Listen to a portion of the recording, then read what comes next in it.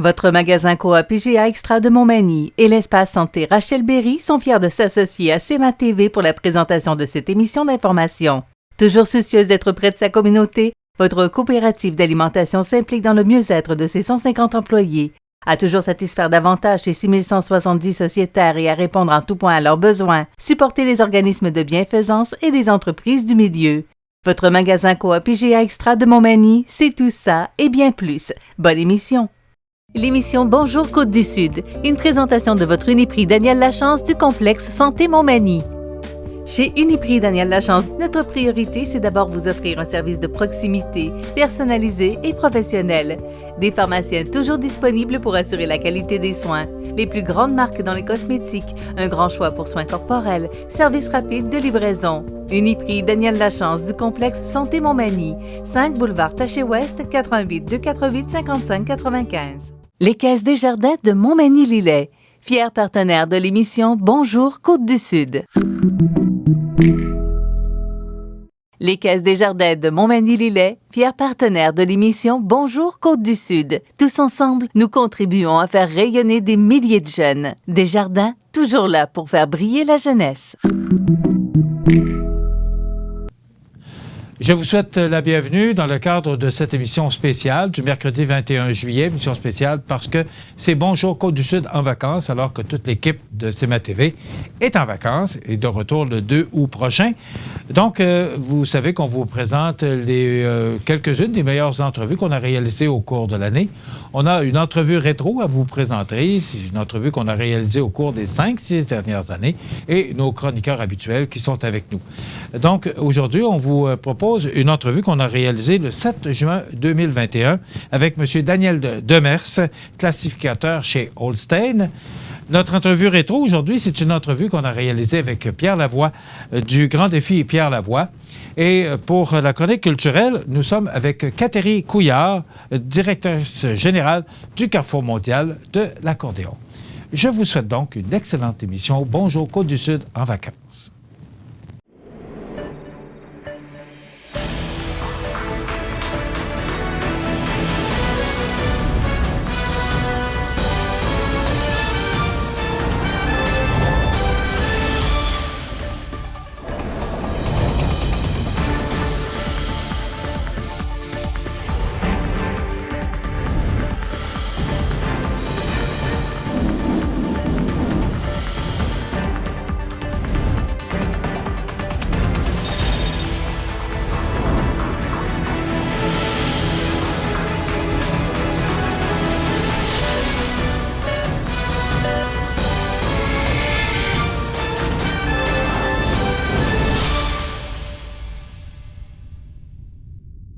L'entrevue du jour, une présentation de la résidence des bâtisseurs Monseigneur Deschênes à Montmagny, une résidence privée pour aînés située au cœur de Montmagny, pour vivre en toute quiétude. La résidence des bâtisseurs Monseigneur Deschênes à Montmagny, une résidence privée pour aînés située au cœur de Montmagny. Personnel compétent, service 24 heures sur 24, infirmière, entrée sécuritaire contrôlée et plus encore. La résidence des bâtisseurs Monseigneur Deschênes pour vivre en toute quiétude. Alors, je me retrouve dans cette belle ferme ancestrale de la famille Landry à Cap-Saint-Ignace avec son propriétaire, Jérôme Landry, qu'on a eu, qui nous a parlé de la sériculture. Maintenant, je suis en compagnie de Daniel Demers, qui est classificateur. Classificateur. C'est quoi ça, un classificateur? C'est ça. J'évalue la vache, chaque vache du troupeau. Là, je commence tout le temps par les 2 ans, les premières lactations qui n'ont jamais été classées pour lui donner... C'est ça qui fait les épreuves de taureau. C'est pas les vaches au 3e veau ou au 4e veau, c'est la première lactation qui est bien importante. Puis c'est ça qu'on fait. Nous autres, c'est pour donner une cote au taureau. Puis lui, il a besoin de ça pour faire ses choix de taureau. Si la vache n'a pas un bon système mammaire, bien, il va prendre un taureau qui est bien fort en système mammaire. Et ça, vous l'évaluez comment? Vous classifiez? Moi, j'arrive, là, j'ai un ordinateur à la main. Puis, j'ai chaque partie. Là, je commence par la croupe. Bon, la croupe, là, je mets, disons, je mets des points à ça, de 1 à 9, toujours de 1 à 9. 1, c'est vraiment pas bon, puis 9, c'est extrêmement bon. Dans la plupart des cas. Ça, vous faites ça au toucher, juste? Juste à regarder. Ah oui, moi, je regarde. Bien, c'est comme Un concours de beauté. Tu sais, tu le vois, t'as pas moins de chouer. Tu sais, t'as avoué, puis... mais c'est comme ça, tu sais, c'est vraiment... comme la croupe, comment je peux expliquer ça? On a des barèmes, OK? Des hanches, aller au pin, bien, il faut que ça aille plus basse. Commencer. Bon, mais ça, je rentre ça dans mon système, puis lui, il calcule la mesure. C'est de autant de 1 à 9. C'est comme là, la vache que j'ai en avant de moi, elle a une croupe exceptionnelle. Ça, c'est exceptionnel. Disons, si tu prendrais une vache... Pourquoi elle est exceptionnelle? Parce qu'elle est large, puis elle est tombante un petit peu comme ça. Ça veut dire qu'elle se vide bien. C'est une vache qui va... il ne devrait pas avoir de misère à faire saillir ça parce que quand c'est le contraire, si les ischions, si on parle des ischions, là, ben, c'est ça. Ouais. S'ils seraient plus haut que les hanches, bien, l'urine, elle se garde en dedans. Puis là, il y a de la misère à faire saillir la vache. Puis là, elle ne dure pas longtemps. Tu sais, tout est important. Ça, c'est 12 de la classification de la vache. C'est pas la plus importante, mais c'est une bonne... C'est 12 OK. Après ça, tu as le système mammaire. Il y a Oui. 4 critères. Oui. C'est ça que j'ai compris. 4 critères. La croupe, système mammaire, les pattes, puis la capacité laitière. Le système mammaire, c'est la même affaire. Une vache comme... là, on prend cette vache-là. Aujourd'hui, elle a 4 veaux, je pense, Jérôme, dont 3 veaux. 3 veaux. Bon, mais la pointe du jarret, là, c'est ça ici. Il faut qu'elle soit un petit peu plus haut que... Disons, à 3 veaux, là, il faudrait qu'elle s'aille à quasiment à 2 pouces du jarret. OK? Lui, il est un petit peu bas aujourd'hui. Là, il pourrait être... Elle, c'est une vache qui fait bien du lait. La texture de pied est bien bonne. Les trayons sont super bien placés, sauf que ses attaches pourraient être un petit peu meilleures en haut pour faire une vache excellente aujourd'hui. Parce que c'est une vache qui est classée 88 points. C'est super dans la race, c'est très bon. Parce que la moyenne des vaches au premier veau, c'est 80 points. Puis quand, disons, tu es rendu, ça c'est les tares, les premières lactations, quand tu fais des 83 points de moyenne, disons, j'arrive ici, puis je fais 83 points de moyenne, c'est tard, c'est excellent. Parce qu'il est 3 points au-dessus de la race. OK. C'est quoi la moyenne? C'est 80. C'est 80? Oui, Bravo. les premiers veaux. 80, Disons pour une tare. au niveau de la race. De la race. Nous, ici, c'est 83. Oui, OK, c'est ça. OK. Lui, c'est pour ça qu'il il avait sa feuille, là, puis il était des meilleurs, là. C'est parce qu'il était à 83 de moyenne. Bon, vous travaillez pour qui? Holstein Canada, OK. à Brentford. Et ce que je comprends, c'est que Jérôme vous paye, Oui, vous, pour avoir la qualité Parce d'animaux, pour savoir quelle sorte, pour l'accouplement, pour avoir Oui. meilleurs animaux. Est-ce que c'est ça l'objectif? Ben, dans le fond, il travaille pour moi aussi. Oui, Dans le sens exactement. où, moi, je veux les données de mes vaches à l'association Holstein pour qu'on puisse avoir un résultat pour nos vaches, mais aussi pour le taureau, pour les pères, pour savoir comment croiser nos vaches, quoi aller chercher, C'est ça. quoi viser. Vous parliez un peu avant l'entrevue que même une vache qui peut avoir les jarrets plus faibles, on peut corriger ça justement par rapport au fait que Mais de on votre peut- classification. Oui, mais on corrige pas, on corrigera pas la vache. Non, Les descendants, c'est ça. c'est ça. C'est pour ça qu'on est... on est à peu près 24 au Canada qui fait ça. Qui fait tout le Canada. Puis on passe à 7 mois, puis à des places, on passe à 3 mois et demi. Il faut tout le temps les classer les 2 ans le plus possible. Il y a 60 des vaches de Holstein au Canada qui sont classées. Les autres, parce qu'ils n'ont pas d'enregistrement, ben non, ils ne font pas de classification.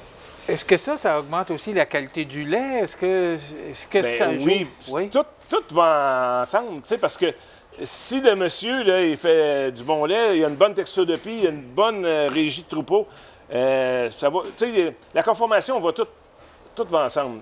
Une système mammaire qui a une bonne texture de pied, qu'une vache, il va tirer la vache, puis elle vient toute plissée, là, qu'on va dire, là, ben ça veut dire que souvent, elle se tire bien, puis que les leucocytes sont très bas dans ce temps-là. On peut faire un visuel, là. Je ne sais pas si, Oui, si on prend cette vache-là, c'est une de ses forces. Ouais. Là, elle est rendue presque à l'heure de la traite. Ouais. Une vache qui va donner... Là, elle a diminué. Elle était un bout de temps, elle donnait 78-80 litres de lait par jour. oui, Donc, à chaque traite, elle donnait 37, 38 à 40. Là, dans le moment, peut-être à 28, 30. Quand tu peux prendre le pied qui est souple comme ça, Ça, c'est signe que c'est une vache que le pied va bien se vider. Donc, la qualité du lait, normalement, devrait être meilleure. Oui. Comparativement à celle-là, Exactement.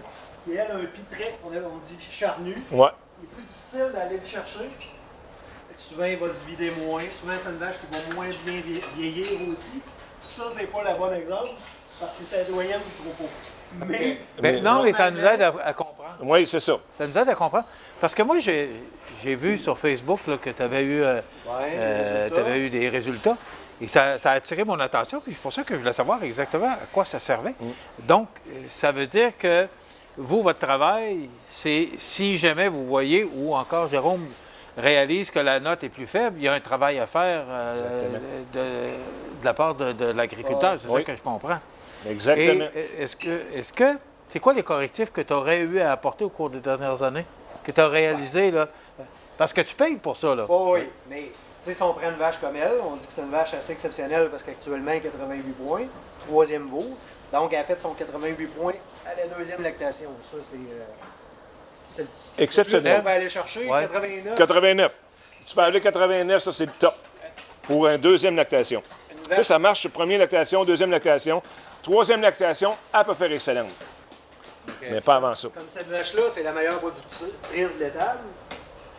La production, je sais qu'elle l'a. Là, au niveau conformation, il faut que j'améliore un peu le pis. Pas la texture nécessairement du pis, mais un pis qui va se tenir mieux un petit peu. Il Les attaches un peu meilleures. Je vais croiser en consacrant, je vais aller chercher un taureau qui améliore ces caractères-là. Si la vache avait des mauvaises pattes, j'irais chercher un taureau éprouvé qui améliore les pieds amandes. Normalement, même si elle a peut-être un petit peu moins bonnes pattes avec un père, normalement la génétique devrait ramener un certain juste milieu.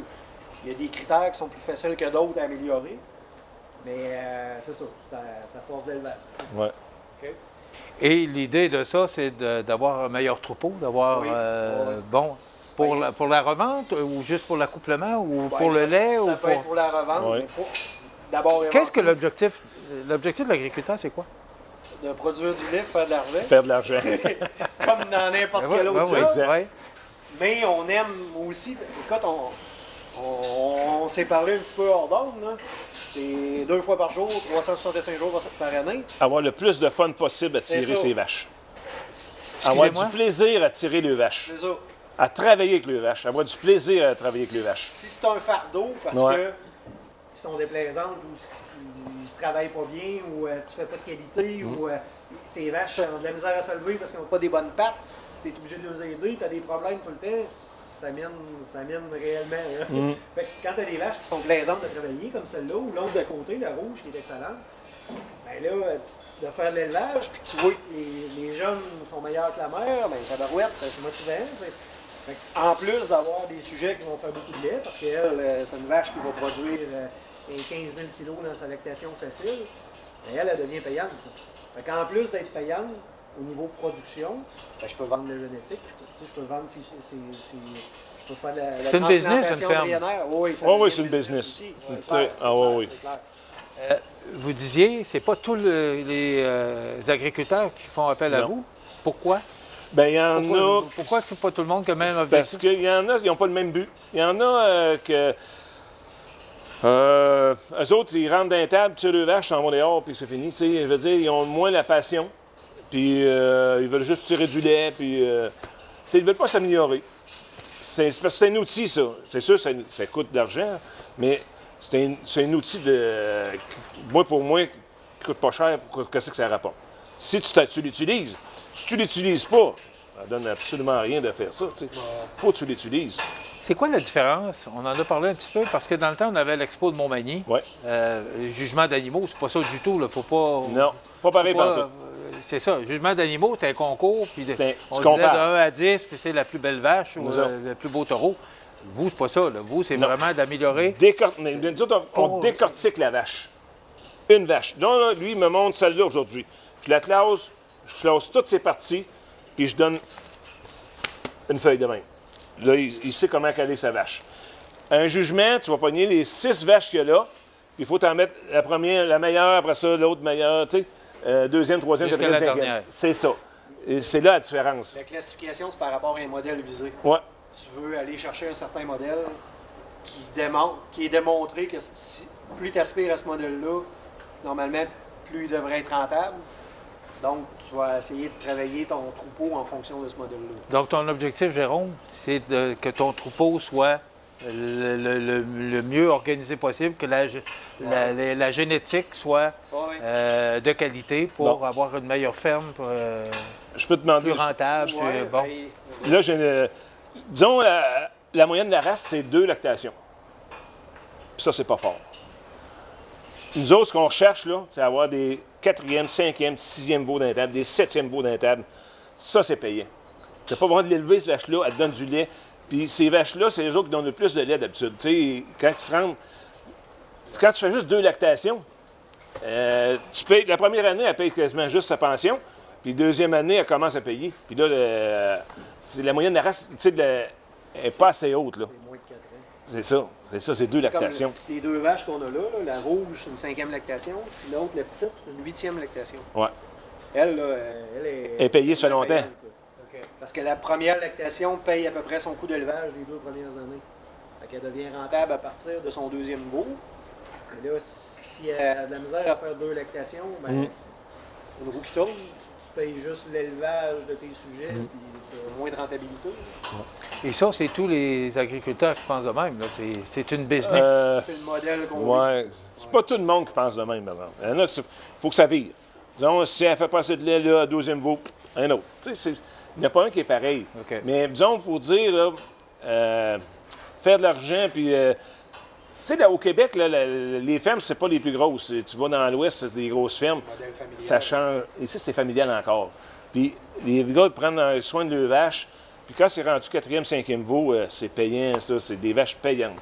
Tu rentres dans un troupeau, là, quand ils montent, ils me disent que là, 6 veaux, ce vache-là. Ah, tabarnak, faut que je la regarde. Faut que je la regarde pour voir si je suis pas capable de remonter. Parce que elle est encore dans la table. Tu sais, c'est... Plus que ça vieillit, mieux que c'est... Nous autres, on aime ça, des vieilles vaches. Le plus possible. Ça nous aide à mieux comprendre comment ça se passe. Parce qu'on n'est pas dans le domaine. Hein? Alors, on comprend, oui, que c'est le business, puis c'est votre pain puis votre beurre sur la table. Mais, oui, quotidien.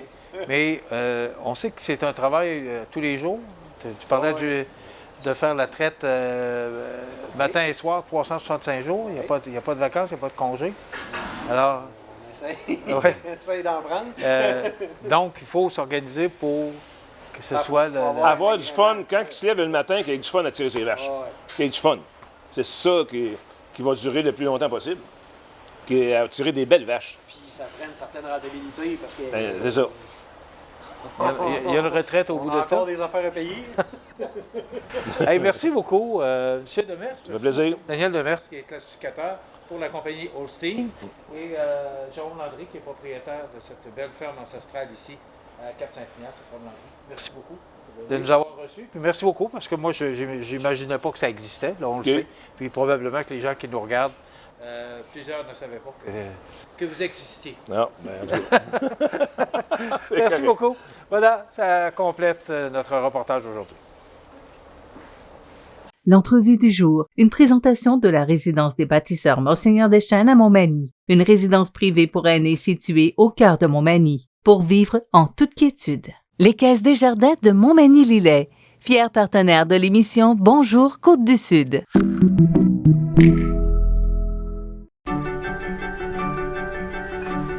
Ça prend une bonne dose d'amour pour traverser une pandémie. Ça prend aussi une bonne dose de patience. Une bonne dose de courage et de détermination. Une bonne dose de persévérance. Ça prend une bonne dose d'endurance. Mais surtout, ça prend une 2e dose de vaccin.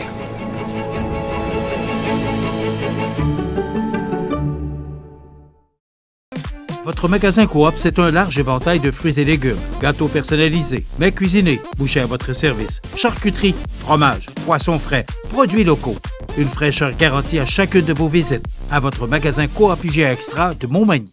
En 2021, la Clinique dentaire Montmagny, 63 boulevard Taché-Ouest, vous invite à garder le sourire malgré tout, en vous offrant le service de blanchiment des dents. Informez-vous à la Clinique dentaire Montmagny, 63 boulevard Taché-Ouest, 248 21 75. On vous attend. spectacle de cirque étonnant débarque à l'Aréna de Montmagny du 22 au 31 juillet. 7 représentations gratuites pour toute la famille.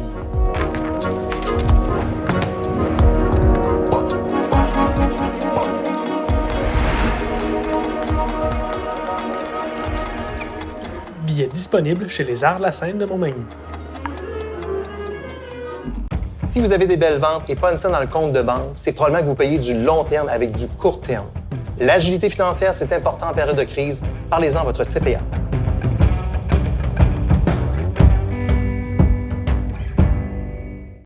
La résidence Manoir Saint-Louis, c'est une entreprise familiale qui met à la disposition de ses résidents autonomes et semi-autonomes tous les services et divertissements dans une ambiance de confort, de respect et d'écoute. La résidence Manoir Saint-Louis fait sur mesure pour vous, 248-0071. Vous regardez C'est ma TV, lauréat régional 2021 du prix Réussite Incorporée du concours québécois en entrepreneuriat Ose entreprendre Chaudière-Appalaches. J'ai le plaisir de m'entretenir avec M. Pierre Lavoie du Grand Défi du même nom. Pierre Lavoie, re-bienvenue à Montmagny. Oui, très content d'être ici. Je viens à l'occasion. Je passe, soit que je passe ou je m'arrête, je dirais 3-4 fois par année, là. Vous êtes ici aujourd'hui parce que cette entrevue-là est enregistrée pour votre venue ici. Oui. Vous venez de vous donner des conférences. C'est quoi, vous manquez un petit peu d'activité là, un moment dans l'année? Non, j'ai des conférences. Sincèrement, j'ai débuté, si je me rappelle, les premières, je dirais que c'était en 1996. Vraiment les premières dans les écoles, auprès des jeunes et tout ça. Et dans le fond, c'est comme ça que vous avez commencé? Oui, par le sport au départ, ensuite communiquer un peu ce que je faisais dans le sport aux jeunes et quand est arrivée l'acidose lactique, la maladie de nos enfants. Donc, j'ai pris un autre chapeau qui était de défendre les maladies héréditaires de ma région. Donc, j'ai travaillé pour un organisme qui s'appelait Coram. Pendant 5 ans, j'ai fait un travail de communication pour essayer d'avoir un outil de prévention de nos maladies qui est un dépistage génétique, donc qui était très controversé, où il fallait faire beaucoup de communication pour éduquer la population. Donc, c'est là que j'ai commencé à m'aiguiser vraiment à communiquer, à passer des messages. Parallèlement, je faisais toujours mon sport et mon travail, donc j'ai toujours été très, très, très occupé. Puis ça ne changera pas, là. Ça va être comme ça, je pense, jusqu'à ma mort. Votre conférence porte sur quoi? L'engagement, tout simplement. Vous savez, aujourd'hui, il y a des grands défis à relever au niveau sociétal. Il y en a en environnement, il y en a économique, il y en a aussi en santé. Ceux qui me préoccupent, c'est ceux de la santé. Puis, avec un recul, on se rend compte que le problème de santé des Québécois, c'est un problème d'éducation, la grande majorité du temps. Donc, moi, j'ai travaillé beaucoup dans les usines au niveau de la prévention des accidents. Donc, pour ne pas avoir d'accident, on fait de la prévention. Tandis qu'avant, on remplaçait les employés quand ils décédaient. Aujourd'hui, on ne les remplace pas, on les protège. Donc, on fait de la prévention. Puis, on peut avoir 0 accident. Au niveau de la maladie, est-ce qu'on a la même approche? Pas du tout. On est toujours dans un modèle curatif, guérison. Guérison des blessures, guérison de la maladie. Et quand on pourrait tant prévenir, et quand on a les statistiques qu'on peut prévenir 80% des maladies par nos habitudes de vie. Donc, la voie de la prévention, elle est là. Il n'y a pas beaucoup de gens qui ont pris ce chemin-là. Même le gouvernement a plus d'intérêt vers le curatif. C'est très payant politiquement.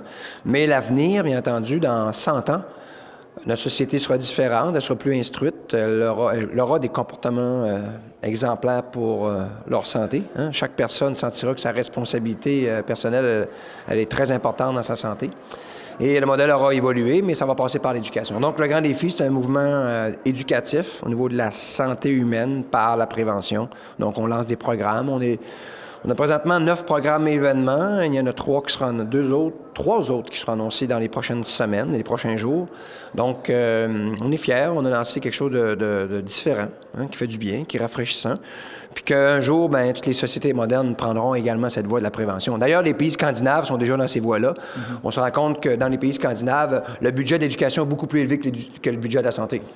Tandis qu'au Québec, c'est 2 tiers, 1 tiers. Donc, vous voyez, puis le problème de santé des Québécois, c'est un problème d'éducation. Encore du travail à faire. Oui, puis... Est-ce qu'il y a un changement, je pense? Totalement. Il y a un changement radical, puis il faut être sur le terrain pour le voir. Il faut aller dans les écoles pour voir le Québec de demain. Souvent, quand on est loin des écoles, on ne sait pas qu'est-ce que nos enseignants sont en train de passer comme message. Quelque chose qui est arrivé dans notre société sans qu'on s'en rende compte, c'est la conscience environnementale. Tout le monde était conscient qu'il fallait faire quelque chose pour l'environnement, mais pas beaucoup de gens bougeaient ou faisaient des gestes.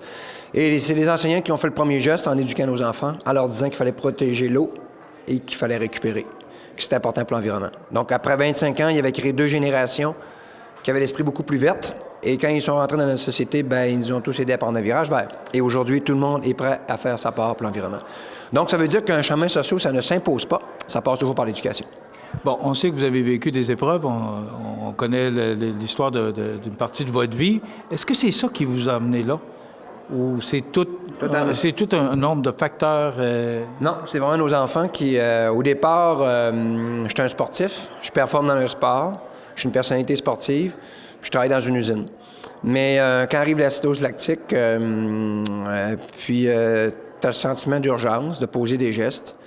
C'est une cause qui semble perdue, mais j'utiliserai un outil extraordinaire qui était mon vélo comme véhicule de message qui va réussir à faire avancer notre région vers la voie de la prévention. Et de voir que les maladies génétiques orphelines, parce qu'on n'est pas les seuls, parce que l'acidose lactique, c'est une maladie génétique orpheline. Au Québec, il y en a entre 850 à 900, comme la nôtre. Okay. Qui sont orphelins de quoi? Qui sont orphelins du système de santé, qui, lui, est organisé et préoccupé à essayer de guérir des maladies qu'on pourrait prévenir par nos comportements. Donc, ma frustration de voir que les maladies où les gens naissent avec, ils n'ont pas eu le choix, ils sont nés avec. Eux se font très mal servir par le système. Le système de santé est plutôt axé sur des maladies qu'on pourrait prévenir. Vous voyez un petit peu l'aberration? Ouais. Donc, cette frustration de voir qu'on n'a pas de financement, il n'y a pas de recherche, qu'on est seul au monde, mais que toute l'attention est vers des maladies qu'on peut prévenir, c'est là que c'était le temps de lancer un mouvement social pour s'attaquer à cet éléphant qui était dans notre cuisine, que personne ne voyait, qui était en train finalement d'accaparer 52 % de nos impôts. La santé, c'est ça, là. Et qui se dirigera à 70 % de nos impôts dans 13 ans. Donc, il fallait stopper cette hémorragie, puis aller vers la prévention, en respectant les gens qui sont malades, en leur disant que vous ne l'avez peut-être pas reçu dans votre éducation. Maintenant, on va se dépêcher d'éduquer dans les écoles. Parce que nos enseignants l'ont fait il y a 25 ans pour l'environnement. Ils sont en train de le répéter maintenant pour la santé. Mais vous ramassez beaucoup d'argent, on le sait, là. Mais est-ce que vous allez l'atteindre, le but que vous voulez de la recherche? Est-ce que vous allez y arriver? Pour ce qui est du chemin de culture en santé, oui. On n'a même pas le choix. On ne peut pas se rendre à 100 % de nos impôts pour la santé. La prévention, la prochaine évolution en santé va se faire par la prévention. Il n'y aura plus de gain au niveau de la santé humaine. C'est fini. On a atteint le maximum qu'on peut aller, là. On ne peut pas investir encore plus. On doit maintenant travailler vers la prévention. Est-ce que les élus vous écoutent, vous entendent? Oui, totalement. Vous allez voir, il y a des règles. Parce que la population, maintenant, est majoritairement d'accord. Et qu'est-ce que ça fait maintenant? Ça influence. Ils n'ont pas le choix de suivre. Et voilà. Il fallait préparer les gens.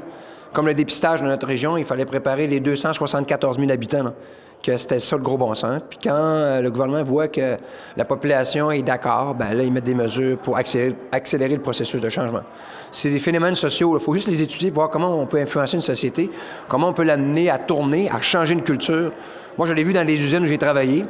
Des entreprises, des départements où les gens n'étaient pas sécuritaires, finir par inculquer une culture sécuritaire. Ça passe par ces phénomènes. Tu parles aux gens, tu les respectes. Tranquillement, tu prends tes leaders positifs qui communiquent et finalement, on finit par changer cette société. Vous voyez l'avenir comment, M. Lavoie? Meilleur qu'aujourd'hui. Les générations qui poussent, c'est rafraîchissant, contrairement à ce que les gens croient, là. Quand on est dans les écoles primaires, secondaires, on voit que... on est en train de faire un beau travail et notre société changera. Les employeurs devront avoir des programmes santé. Sans ça, ils ne voudront pas travailler pour vous, bien entendu. Les maires des villes devront avoir des environnements favorables pour faire bouger leurs citoyens. Sans ça, ils vont vous mettre dehors aux prochaines élections. C'est ce qui s'en vient, là. Il arrive des nouvelles générations qui pensent différemment. Puis ça va faire du bien parce qu'ils ont été éduqués différemment, parce qu'on avait besoin. Parce que souvent, quand on voit un problème dans une société, tu peux mettre des règles, des lois pour imposer le changement. Et ça, c'est jamais très populaire politiquement. Donc, t'es mieux d'aller éduquer puis d'attendre. C'est ce qui se produit. Donc, le changement, on va le voir de notre vivant. Puis, le Québec sera une des premières sociétés modernes à avoir utilisé la prévention. On va imiter ces pays scandinaves, qui, eux, l'ont fait depuis 20-30 ans, puis qui ont des résultats étonnants. Quel est votre prochain défi ou grand défi? Je dirais que continuer de vieillir en santé, avoir du fun. Ça va bien? Oui. Oui, très bien. J'ai fait une course en fin de semaine de ski de fond. Là. Je performe encore autant que les jeunes. Je suis chanceux, là. J'ai pas de maladie, j'ai rien. Je prends soin de ma santé. Je travaille fort, mais j'ai du plaisir. T'sais, quand on travaille fort et qu'on a du fun, je pense qu'il n'y a pas trop de problèmes, puis qu'on bouge un peu, puis qu'on garde notre cerveau toujours branché sur à régler les problèmes. Je pense que le corps vit très vieux à ce moment-là. Vous avez été invité par la Fondation des Enfants de cœur, mais est-ce que vous faites souvent ce genre d'événements pour les fondations ou des événements comme Frédéric Ouellet a organisé? Ça arrive à l'occasion parce que les équipes, au Grand Défi, il y en a 200. Hein? Puis si tout le monde me demande de faire des conférences, je manque de temps. Surtout, j'habite le Saguenay, nos bureaux sont à Montréal, donc je me déplace déjà pas mal au-dessus de 100 000 km par année. Mais c'est une équipe exceptionnelle. À Montmagny, on a fait la boucle ici, C'était un moment mémorable, je peux vous le dire. Là. C'est pas parce que l'an passé, à Saint-Louis-Richelieu, c'était pas mieux, mais Montmagny, avait donné une couleur particulière, l'implication des petits villages, ça avait donné un ton pour les autres. La barre était très élevée. Puis je dis toujours aux gens que peut-être qu'un jour, on reviendra ici parce que la boucle se promène. Puis où on a eu du succès, bien, ça peut arriver qu'on refasse un tour à ces endroits-là. Donc, c'est pas dit qu'on ne reviendra pas à Montmagny parce qu'ici, les citoyens sont très impliqués. Puis d'ailleurs, l'équipe, on le voit, l'implication dans les écoles, font quelque chose d'extraordinaire. Merci d'avoir été avec nous, puis bienvenue chez nous. Un plaisir. J'espère que les gens vont venir à la conférence. J'espère qu'ils vont l'apprécier, puis ça aura peut-être des impacts. Parce qu'à chaque fois que je prends la parole, on sème des graines, tu sais. L'arbre, on le voit pas tout de suite, là, on le voit plus tard. Puis un jour, on s'élève, puis on voit une forêt qui pousse. C'est un travail, c'est un long travail. Donc, c'est du temps, mais c'est la seule façon d'amener des changements. Mais des gens aussi déterminés que vous, ils se font rares. Oui, mais aujourd'hui, je suis plus seul à incarner le mouvement des saines habitudes de vie. Maintenant, j'ai des milliers d'ambassadeurs à travers le Québec. Puis c'est ça, ma responsabilité, c'est de ne pas être la seule personne. Moi, mon rêve, c'est que Pierre Lavoie ne soit plus là et que ce mouvement-là continue de grandir. T'sais, si demain matin, je me retire du Grand Défi Pierre Lavoie pour le 10e anniversaire, bien, il faut que cet événement-là continue de nourrir notre société vers le gros bon sens. Puis moi, j'aurais amené une contribution, je l'aurais démarré. Puis je me dis, bon, maintenant, je ne peux pas m'impliquer autant parce que j'ai une vie aussi. J'ai une petite fille qui a 12 ans, puis j'ai une famille aussi, moi. Donc, je dis pas que c'est difficile. C'est valorisant de voir les résultats, mais on est conscient que pour qu'un mouvement continue, pour sa pérennité, il faut qu'il y ait d'autres personnes qui l'incarnent. Merci beaucoup d'avoir été avec nous. Plaisir. Vous regardez CEMA TV, le média numéro 1 sur la Côte-du-Sud. Les partenaires suivants sont fiers de s'associer à cette portion de notre programmation. Chez Promutuelle Assurance Montmagny-Lillet, on est là, à proximité, pour vous offrir tous les services en assurance. De l'accueil à la direction générale, en passant par les agents, la souscription, la comptabilité, la prévention et l'indemnisation, des professionnels de chez nous sont heureux de répondre à tous vos besoins. Promutuelle Assurance Montmagny-Lillet est là, dans la région, pour ses membres et la communauté.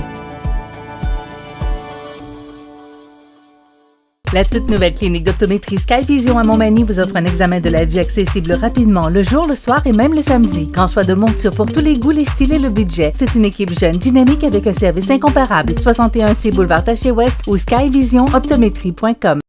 La vaccination contre la COVID-19 se poursuit partout au Québec. L'effet combiné des 2 doses assure une meilleure efficacité du vaccin, en plus de réduire le risque d'avoir et de transmettre le virus. Vous serez aussi protégé sur une plus longue période. Il est primordial de vous présenter à votre rendez-vous pour la 2e dose du vaccin, peu importe ce qu'il y a d'autre à votre horaire. La 2e dose du vaccin est essentielle.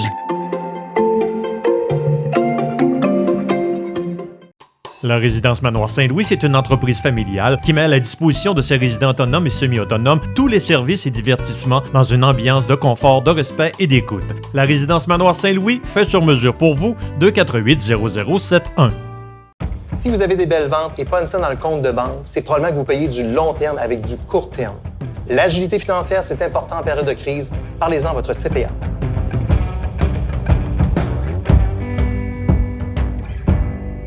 Desjardins et ses membres sont toujours là pour faire briller la jeunesse. Les jeunes ont des rêves, des ambitions, des projets. Et les Caisses Desjardins de Montmagny-Lillet sont fiers de les soutenir et de les faire rayonner. Desjardins, toujours là pour faire briller la jeunesse.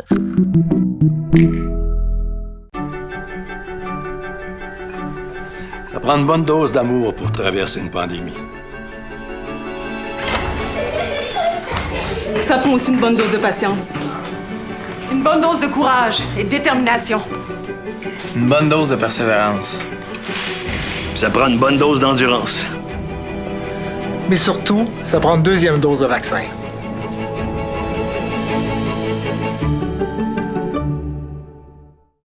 Vous regardez CEMA TV, le média numéro 1 de l'information sur la Côte-du-Sud. Alors, ma prochaine invitée, vous la reconnaissez probablement, et il me semble que ça commence bien une semaine, de parler de musique, de parler de Carrefour. Catherine Couillard, directrice générale du Carrefour mondial de l'accordéon, bonjour. Bonjour, Michel. Comment ça va? Ça va bien, toi? Oui, merci. Écoute, je t'ai invité parce que demain, c'est le lancement. Bon, il va y avoir un Carrefour mondial de l'accordéon cette année. C'est ça, il y a beaucoup de gens qui nous posaient la question, est-ce qu'il va y avoir un festival dans les conditions actuelles? Eh bien oui, il va y avoir un festival. Et nous annonçons la programmation demain. On met les billets en vente demain. OK. Alors, est-ce qu'on peut devancer? Est-ce qu'on peut en parler d'avance? Parce que moi, je il y a quand même... Oui, c'est ça. Parce que là, on dit mondial, mais cette année, ce ne sera pas mondial. Cette année, ça ne sera pas mondial. C'est une édition canadienne. Donc, on a des gens de l'Ontario, du Québec, des provinces maritimes qui vont faire partie de la programmation. Mais ce qui est très important de savoir, c'est que c'est pas seulement de la musique traditionnelle, parce qu'il y en a qui ont pensé ça aussi. Ah, ça va être un Carrefour axé sur la musique traditionnelle. On a fait attention, comme les autres années, il va y avoir de la musique du monde. Il y a des Russes qui sont maintenant établis à Montréal qui vont venir au festival. On a des gens qui vont faire du classique. On a des gens en jazz. Donc, on va avoir un mélange de genres comme on a d'habitude au Carrefour, mais on n'aura pas d'artistes étrangers, évidemment, cette année à cause de la situation de la COVID. Comment vous faites? Parce qu'il faut quand même, même si c'est canadien, il faut que les gens voyagent. On a comme pas le choix. Est-ce que vous avez eu des permissions spéciales? Bien, pour voyager, c'est sûr que pour ce qui est de l'Ontario, présentement, on attend encore l'autorisation pour pouvoir acheter les billets, mais on est quand même confiant de pouvoir qu'ils viennent pendant le festival, parce que c'est encore dans quelques semaines, mois. Puis les autres, c'est vraiment la santé publique là, qui autorise quand on a besoin de faire déplacer des gens. Donc, voilà. OK. Maintenant, à quoi on peut s'attendre? Là, tu m'as donné ça globalement. À quoi on peut s'attendre pour notre Carrefour de cette année? On peut s'attendre que les dates cette année, c'est du 3 au 5 septembre. Donc, contrairement d'habitude, c'est pas 5 jours, c'est seulement 3. C'est le vendredi, samedi, dimanche. On peut s'attendre... C'est juste une journée de moins? C'est 2 journées de moins, parce que d'habitude, il y a le jeudi puis il y a le lundi. Là, donc, il n'y aura pas de déjeuner? Il n'y aura pas de déjeuner, puis il n'y aura pas d'activité le jeudi. C'est vraiment concentré à partir du vendredi. Puis le vendredi matin, c'est surtout pour les tout-petits qu'on a des activités. Fait que le festival, plus pour le public adulte, va commencer en après-midi. Puis on peut s'attendre à avoir des concerts intérieurs dans 3 salles. La salle Edwin Bélanger, que les gens connaissent bien, l'École internationale de musique, qui est située derrière la Sainte-Montel, puis le musée de l'accordéon. Et on a pris la décision d'avoir des sites extérieurs qui sont seulement au nombre de 2. On a le musée de l'accordéon et la Sainte-Montel. Et pour la première fois, bon, les sites vont être clôturés. Okay? Et il y aura un prix d'entrée pour les sites extérieurs, ce qu'il n'y avait pas avant. Mais on a pris la décision récemment, compte tenu du fait qu'on doit fermer les sites, qu'on doit assurer une surveillance selon ce qui nous est demandé par la santé publique. On a pris la décision de mettre un coût modique, c'est 5 $ pour pouvoir entrer. Il faut que les gens réservent leur place à l'avance, comme une billetterie ordinaire. Fait que ça, c'est très important pour tous les Manimontois qui veulent assister au spectacle. On n'a pas le choix cette année vraiment d'avoir un registre. Puis nous, on a décidé là, d'inclure un frais modique là, d'entrée sur le site de concert. OK. Mais si on est à la place Montel... si on est de l'autre côté de la rue, on va entendre le spectacle. On va entendre, c'est sûr que visuellement, à cause des clôtures puis des banderoles qui vont être mises, on ne pourra pas voir le spectacle. Par exemple, si on se situe où est-ce que l'hôtel de ville, les gens ne verront pas. On va-tu entendre? Oui, évidemment, parce qu'on entend, mais ils ne pourront pas participer comme on participe sur le site de festival. OK. Pourquoi on fait ça? Parce que parce qu'il y a des règles? Ça, c'est sûr. La santé publique a été très, très claire. Les sites doivent être fermés. On doit pouvoir assurer un contrôle de la foule. Donc, du moment où il faut assurer un contrôle de la foule, ça prend une entrée, ça prend une sortie. On est obligé d'avoir une surveillance. On a évidemment de la désinfection supplémentaire sur tous nos sites. C'est sûr que ça apporte des coûts supplémentaires. Puis vraiment, pour assurer une entrée, une sortie, c'est ça, une façon de faire qui est sécuritaire pour tout le monde, c'est la décision qu'on a prise. D'habitude, on demandait des dons volontaires. Là, on demande un prix d'entrée qui est fixe. À mon sens, ça se ressemble pas mal, là, mais c'est ça. Il y a quand même une nouvelle façon d'opérer là, pour cette année pour les sites extérieurs. OK. Cette année ou C'est une belle porte ouverte pour pouvoir peut-être... C'est sûr que si ça fonctionne bien... Bon, il faut le dire, il faut que vous vous financiez. Certainement. Et ça coûte une fortune organiser le Carrefour. Certainement. C'est sûr que si ça fonctionne bien, mais peut-être qu'on va faire comme d'autres festivals qui auront un système de bracelet pour aller sur les différents sites et que ça nous permettrait de faire des concerts plus tard sur les sites extérieurs, comme on voit dans d'autres festivals. On prend vraiment l'année pour regarder comment est-ce que ça va. On espère que les gens vont adhérer à ce principe-là, parce que c'est vraiment aussi pour des raisons de sécurité, pour bien recevoir les gens dans les normes qui nous sont demandées par la santé publique. On espère que les gens vont nous aider, là, puis ils vont participer quand même au concert, même s'il y a un frais modique d'entrée. Bon, les entrées de fonds pour le Carrefour, c'est sûr que vous êtes supporté par la Ville de Montmagny, puis par le ministère de la Culture et des Communications, bien sûr. Mais à part ça... on a Patrimoine Canada, qui est un gros partenaire financier, le ministère du Tourisme. Ensuite, on a des partenaires privés qui sont là depuis très longtemps, comme Hydro-Québec, qui est notre partenaire principal, Desjardins Merci de Montmagny, qui est un partenaire important. La Société de développement économique, on a Promutuel, Industrielle Alliance aussi cette année. C'est ça, on a des partenaires qui sont là depuis de nombreuses années. Ressort Liberté, qui est avec nous aussi depuis plusieurs années. Fait que c'est sûr que ça nous donne un gros coup de pouce. On a des commerçants de la région qui nous aident. Vous savez qu'il y a des animations dans les restaurants depuis très longtemps. Et ces restaurateurs-là nous donnent nous paient, en fait, nous louent les services des accordéonistes pour qu'ils jouent dans les restaurants. Ça aussi, c'est des revenus autonomes. Mais c'est sûr que nos revenus autonomes, sinon, c'est la billetterie, évidemment. C'est la billetterie en salle. Et là, ça va être la billetterie sur les sites de concerts extérieurs. Bon. Puis est-ce qu'on réussit à boucler le budget? Parce qu'on sait que c'est quand on va chercher des musiciens de je ne sais pas trop quel pays, d'Europe ou peu importe, ça coûte de l'argent pour les faire venir ici. Alors, c'est pas... il faut voir que c'est pas... il faut de l'argent pour financer ça. Il faut de l'argent. C'est sûr que des fois, les gens me demandent est-ce que les artistes sont payés? Oui, les artistes sont payés, mais au-delà d'être payés, on paye toujours leur transport, leur hébergement dans les hôtels à Montmagny. On leur paye leur repas sur place. Donc, c'est sûr que ça a différents frais, ainsi que les licences de la Guilde des musiciens, de la SOCAN. Mais oui, on boucle toujours le budget. C'est sûr que nous, on a la chance, comme tu le sais, le Carrefour a donné naissance à une école de musique, un musée, un autre festival. Fait qu'au final, on a quand même une équipe pour s'occuper du Carrefour, mais c'est sûr que s'il y avait le Carrefour seul, on n'aurait pas la même équipe. Tu comprends? Parce que là, on a les ressources qui se divisent sur différents projets. Mais quand vient le temps de mettre nos énergies sur le Carrefour, on se regroupe ensemble puis on travaille sur le festival. Mais oui, on arrive à boucler le budget avec cette formule d'affaires-là. Le fait d'avoir passé une année, est-ce que ça a fragilisé notre Carrefour? Je ne pense pas. C'est sûr que nous, on a bien hâte de voir comment va aller la billetterie à partir de demain. Parce qu'on a quand même plusieurs personnes qui nous ont appelés, parce que justement, il y a des festivals cet été qui ont annulé, il y en a d'autres qui sont là.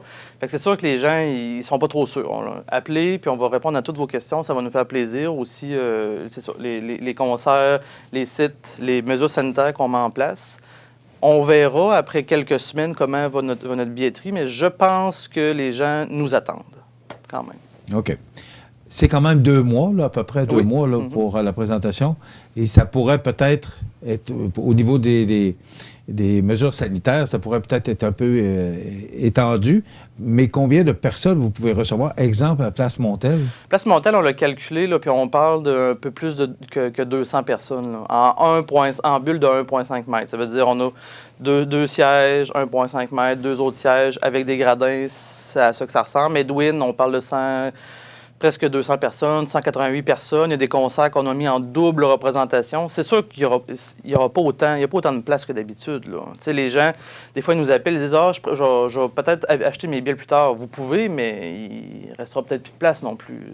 Mais il peut y avoir plus de place aussi, parce que d'ici au mois d'août, probablement que la santé publique peut ouvrir davantage. Là. Tout dépend du nombre d'espaces entre les spectateurs. Puis je pense que les diffuseurs comme les Arts de la scène le vivent aussi. On se fait dire qu'on peut offrir des activités, mais c'est très limitatif. Quand c'est 2 mètres, 1,5 mètres assis, une fois qu'on compte ça de manière sérieuse, à 360 degrés, ça fait pas beaucoup de gens dans une salle. Fait que, tu sais, vraiment, il y a ça. Si jamais ils disent que c'est plus 1,5 mètre, c'est 1 mètre, c'est sûr que la jauge des spectateurs est pratiquement doublée partout. Là. C'est tout un exercice qu'il faut faire. Là. Tout un exercice, oui. Les gens nous ont vus au musée mesurer par terre, là, des gens qui se demandaient qu'est-ce qu'on faisait, là, mais voilà, c'est ça qu'on faisait. T'as un scoop pour nous. Oui. Quel est ce scoop? Quel est ce scoop? Bien, les gens connaissent beaucoup Rénal Ouellette, qui est le directeur artistique et fondateur du festival. On a pris les derniers mois pour réfléchir beaucoup à notre plan post-pandémie. Puis dans ce plan post-pandémie-là, il y a un plan de relève de la direction artistique pour M. Ouellette. Rénal, lui, va se dédier à d'autres activités vraiment plus liées à la transmission. On a eu un nouveau projet pour réfléchir à un système d'enseignement de l'accordéon diatonique. Donc, lui, il va se concentrer sur ces projets-là et nous allons annoncer pendant le festival la relève de la direction artistique. OK. Ce qui veut dire que Rénal commence à penser un petit peu à prendre sa retraite. C'est ça. Tu sais, on ne veut pas dire retraite parce qu'il y a quand même d'autres projets avec nous. Tu sais, il enseigne. Oui. Rénal, du retour des projets. C'est ça. Il y a quand même des choses qui sont liées aussi à lui. Par exemple, il y a un projet de tournage sur un concert qu'il va donner pendant le festival, un concert de maître de tradition. Donc, il y a quand même plusieurs projets. On ne dit pas qu'il prend sa retraite, il est chez eux, puis il n'y a plus rien qui se passe. Mais il y a d'autres projets. Mais pour ce qui est de la direction artistique du festival en tant que tel, on va annoncer une relève pendant l'événement. OK. Alors, si on veut avoir des billets, 248 7927, poste 1. OK. Et là, c'est à compter de demain? À compter de demain, non. C'est demain 11h qu'on va commencer à vendre les billets. Site intérieur, site extérieur. OK. Est-ce qu'on peut voir la programmation sur... À partir de demain. À partir de demain matin. On peut pas l'avoir sur le site, OK? Tout se passe demain. Certainement. Heureuse d'avoir une édition cette année? On est très heureux d'offrir ça, puis on pense que ça va être une super édition. Les gens vont pas être déçus. C'est pas une édition amoindrie, ou c'est pas parce que c'est pas une édition internationale. C'est vraiment une super belle programmation. Trois belles journées de festival. Les gens, ils seront pas déçus s'ils viennent au Carrefour cette année. Ça permet peut-être de connaître plus de musiciens canadiens qu'on l'aurait fait dans un carrefour mondial normal. Là. Certainement. Puis qu'est-ce qu'on a fait aussi cette année? Bon, tu le sais, généralement, on a des formules de duo ou de trio. Cette année, on a des groupes un peu plus grands. On a même des quatuors, que généralement, on a moins. Là. Donc, là, les gens, ça leur fait aussi un autre... c'est une autre approche artistique. Donc, voilà, demain matin, toute la programmation sera en ligne. Catherine, merci beaucoup. On va te souhaiter un bon carrefour. De toute façon, j'espère qu'on va savoir d'ici là. Tiens-nous au courant des développements, tiens-nous au courant de savoir comment ça se passe, la billetterie. On veut savoir, puis on va pouvoir également renseigner la population. On est bien contents qu'il y ait un carrefour cette année. Merci. On va l'appeler le Carrefour canadien de l'accordéon cette année. C'est ça, Carrefour canadien de l'accordéon, voilà. Merci beaucoup, puis félicitations pour tout ce que tu fais et ton équipe. Voilà, ça complète. Catherine Couillard, directrice générale Carrefour mondial de l'accordéon. Et à compter de demain, vous pouvez acheter vos billets sur la billetterie. Et le site, c'est quoi? accordéonmontmagny.com. accordéonmontmagny.com. Voilà, ça complète. Vous regardez CEMA TV, lauréat régional 2021 du prix Réussite Incorporée du concours québécois en entrepreneuriat Ose entreprendre Chaudière-Appalaches. La vaccination contre la COVID-19 se poursuit partout au Québec. L'effet combiné des 2 doses assure une meilleure efficacité du vaccin, en plus de réduire le risque d'avoir et de transmettre le virus. Vous serez aussi protégé sur une plus longue période. Il est primordial de vous présenter à votre rendez-vous pour la 2e dose du vaccin, peu importe ce qu'il y a d'autre à votre horaire. La 2e dose du vaccin est essentielle. Desjardins et ses membres sont toujours là pour faire briller la jeunesse. Les jeunes ont des rêves, des ambitions, des projets. Et les Caisses Desjardins de Montmagny-Lillet sont fiers de les soutenir et de les faire rayonner. Desjardins, toujours là pour faire briller la jeunesse. La Pointe Auto s'assure depuis plus de 65 ans de vous offrir ce qu'il y a de mieux et ce au meilleur prix. Passez faire l'essai du tout nouveau Ram 1500 ou du Jeep Wrangler Unlimited 4XE hybride 2021. La Pointe Auto, concessionnaire Chrysler, Dodge, Jeep à Montmagny ou lapointeauto.com. La toute nouvelle clinique d'optométrie Skyvision à Montmagny vous offre un examen de la vue accessible rapidement le jour, le soir et même le samedi. Grand choix de montures pour tous les goûts, les styles et le budget. C'est une équipe jeune, dynamique avec un service incomparable. 61C Boulevard Taché-Ouest ou skyvisionoptométrie.com. Le club de golf Montmagny est un superbe terrain de golf avec son panorama donnant directement sur le majestueux fleuve Saint-Laurent. Son parcours de 18 trous en normale 72 a de quoi donner des maux de tête même aux habitués de ce sport. D'une distance de 6400 verges, le club de golf Montmagny mettra à profit l'ensemble des bâtons dont vous disposez. Vous voulez passer du bon temps dans un décor magnifique? Le club de golf Montmagny. Pour information, 418 248 1872 ou golfmontmagny.org. Ça prend une bonne dose d'amour pour traverser une pandémie. Ça prend aussi une bonne dose de patience. Une bonne dose de courage et de détermination. Une bonne dose de persévérance. Ça prend une bonne dose d'endurance. Mais surtout, ça prend une deuxième dose de vaccin.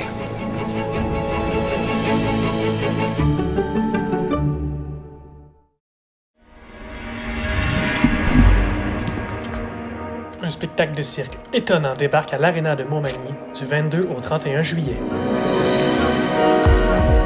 7 représentations gratuites pour toute la famille.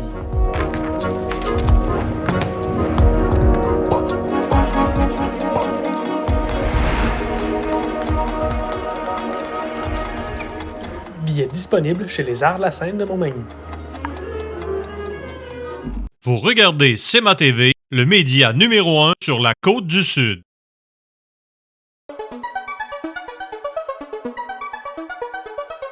Alors, je suis en compagnie de M. Thierry Bonafous, qui est directeur vente et marketing chez Fonderie Poitras de Lillet.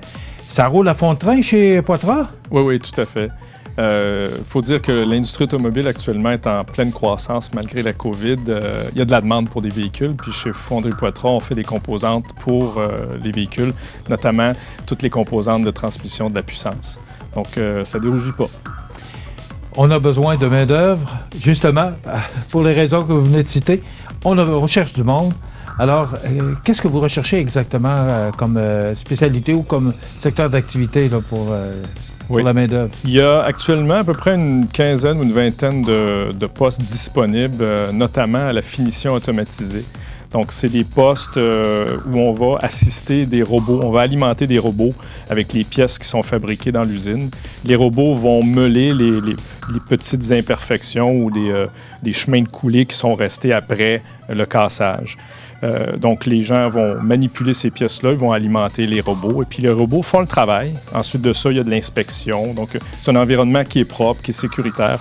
On est loin des fours, on est loin de la chaleur. On pourrait s'imaginer que dans une fonderie, c'est chaud. C'est quand même assez confortable.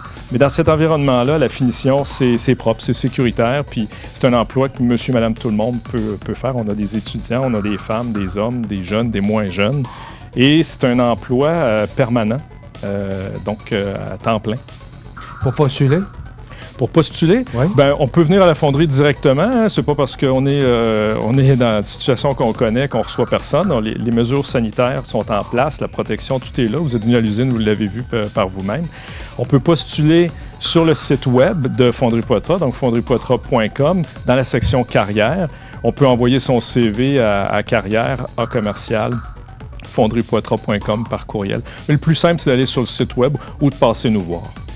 M. Bonafous, merci beaucoup et félicitations pour le dynamisme de Poitras, de la Fonderie Poitras de Lillet. C'est moi qui vous remercie. Merci.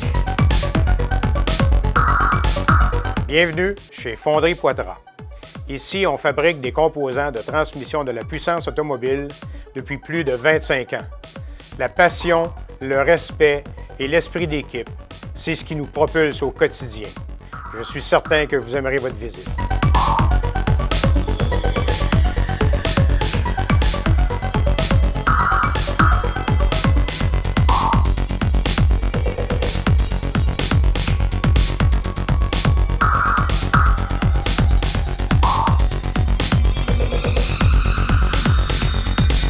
Bonjour, je m'appelle Angélique.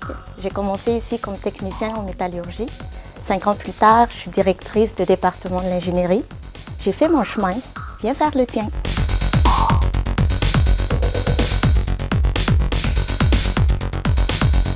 Salut, moi c'est Rémi, superviseur Fonderie Poitras. Ici, c'est une entreprise de technologie de pointe. Les équipements d'une fonderie ont toujours besoin d'entretien. Pendant mon travail, Poitras m'a permis de suivre une formation d'électromécanicien. Maintenant, j'ai la chance de toucher à tout ce que j'ai fait à mon DEP. C'est vraiment génial. C'est vraiment presque une passion.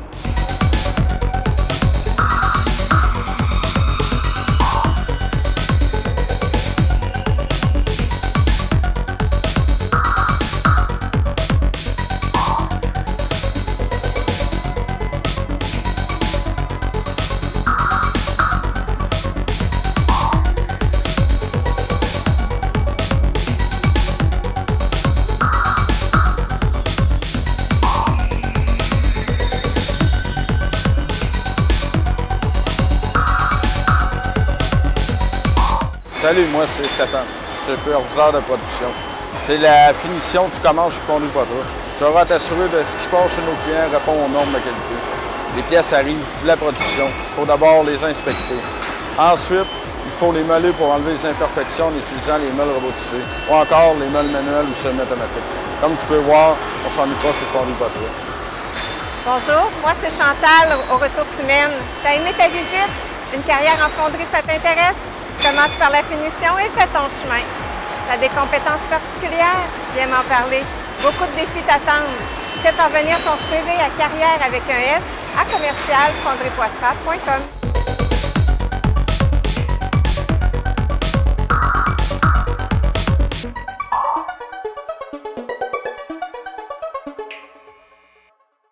Voici une plaque porte-clés des amputés de cœur.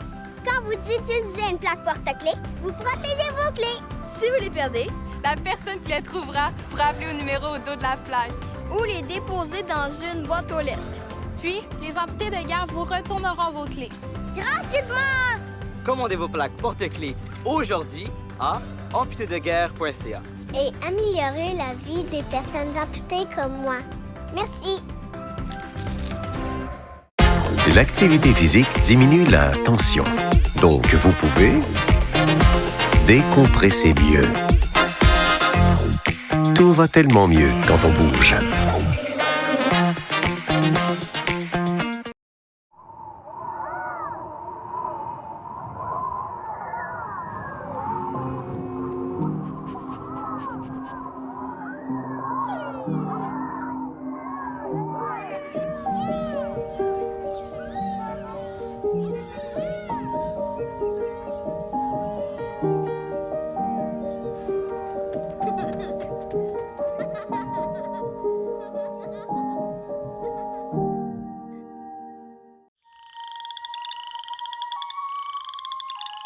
Les rainettes faux-grillons vivent au Canada, du Québec à la Colombie-Britannique et dans le Nord-Ouest.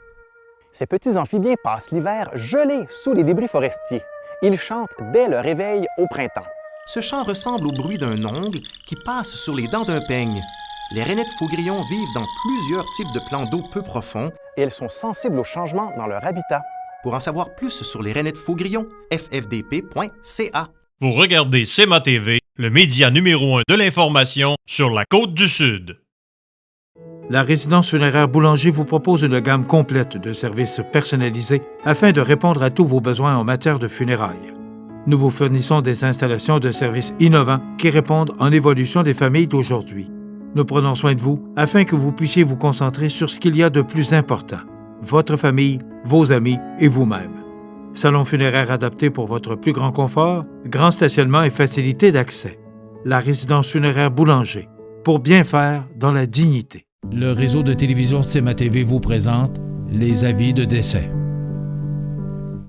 À l'hôpital de Montmagny, le 21 juin 2021, à l'âge de 77 ans, est décédé M. Gaston Tanguay, époux de Mme Lise Fizette. Il était le fils de feu M. Elzéar Tanguay et de feu Dame Ida Brochu. Il demeurait à Montmagny. Selon ses volontés, il a été confié à la maison funéraire Laurent-Normand pour crémation. Une célébration hommage aura lieu le vendredi 23 juillet à 14h, en toute intimité, avec les membres de sa famille et sur invitation. Vous pourrez vous joindre à la famille via cematv.ca/funérailles diffusion à compter de 14h pour assister à la cérémonie en direct. La famille tient à remercier le personnel du 3e étage de l'hôpital de Montmagny pour les bons soins prodigués et leur dévouement. Un merci tout spécial au Dr Marc-Yves Bergeron et le Dr Jérôme Carrier. Un grand merci également au personnel de la résidence des aînés ainsi qu'à la Villa des Sages où ils demeuraient au cours des derniers mois. La direction a été confiée à la maison funéraire Laurent-Normand, 115 rue Saint-Louis, Montmagny. Aux familles éprouvées, la direction et le personnel du réseau de télévision CEMA TV offrent leurs plus sincères condoléances. L'émission Bonjour Côte-du-Sud, une présentation de votre Uniprix Daniel Lachance du complexe Santé Montmagny. Service professionnel 88 248 55 95.